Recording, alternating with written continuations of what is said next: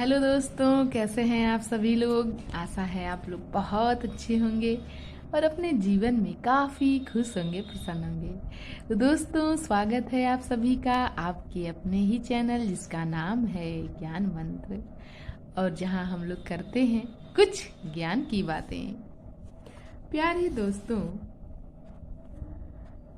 आशा जीवन में आगे बढ़ने की ऊर्जा शक्ति है। संसार में ऐसी कोई समस्या नहीं जिसका कोई हल न हो, समाधान न हो। प्रत्येक समस्या का हल है। आवश्यकता इस बात की होती है कि उसे हल करने का मन में संकल्प और शुद्ध विचार हो। और दोस्तों, यह संकल्प और शुद्ध विचार तभी आते हैं जब मन में आशा हो। आशा हो कि मैं अपना समाधान या लक्ष्य प्राप्त कर सकता हूँ। यह आशा ही हमें अपने समाधान या लक्ष्य का मार्ग खोजने में सहायता करती है। जो निराश हो गया, निराशा से ग्रसित हो गया, वह तो यात्रा शुरू करने से पहले ही अकर्मण्य हो गया।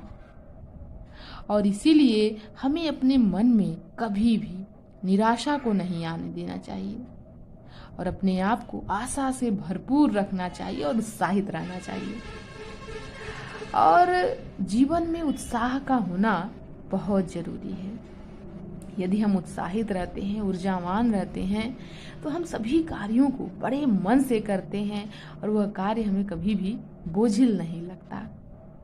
और ये लगता है कि हमारा जीवन कितना सुगम है और सुंदर है। तो चलिए दोस्तों, इन्हीं सब बातों के साथ बढ़ते हैं आगे अपनी ऊर्जा की तरफ और देखते हैं कि आज की ऊर्जा का टॉपिक क्या है और आज की ऊर्जा हमें क्या कुछ नया सिखाने वाली है। तो देखते हैं आज की ऊर्जा का टॉपिक। तो टॉपिक है आज की ऊर्जा का आत्म समीक्षा। आत्म समीक्षा के इस टॉपिक में क्या कुछ बातें हैं जो कि हमें कुछ नया सिखा जाती हैं। चलिए बिना देर किए देखते हैं ऊर्जा टॉपिक। एक किसान अच्छी फसल लेने के लिए समय पर सिंचाई, निराई, गुड़ाई करता है। जानवरों, पक्षियों से रखवाली भी करता है। जीवन को सुविकसित करना भी एक प्रकार का कृषि कार्य है। जीवन साधना या आत्म समीक्षा भी इसी प्रकार का परिशोधन है। इस दौरान व्यक्ति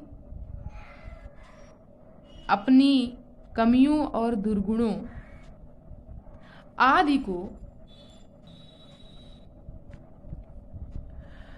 गहराई से देखता है।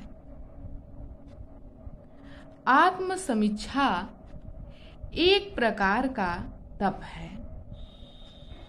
साधक में आलस्य, प्रमाद, अपव्यय एवं असंयम जैसे दोष नहीं होने चाहिए।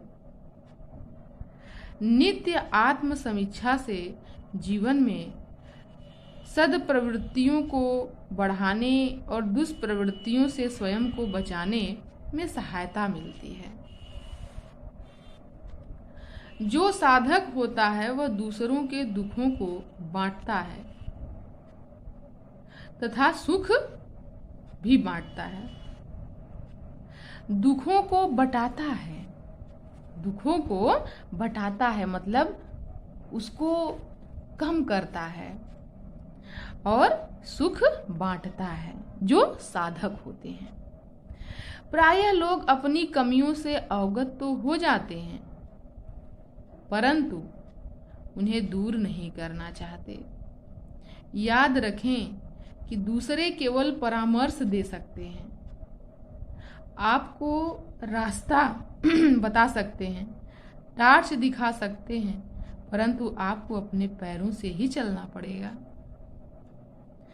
जीवन में स्वाध्याय से बहुत अधिक ज्ञान मिलता है, परंतु ज्ञान प्राप्त करने के पश्चात उन्हें कार्य रूप में परिणित करने के लिए हमें स्वयं ही लगना पड़ता है।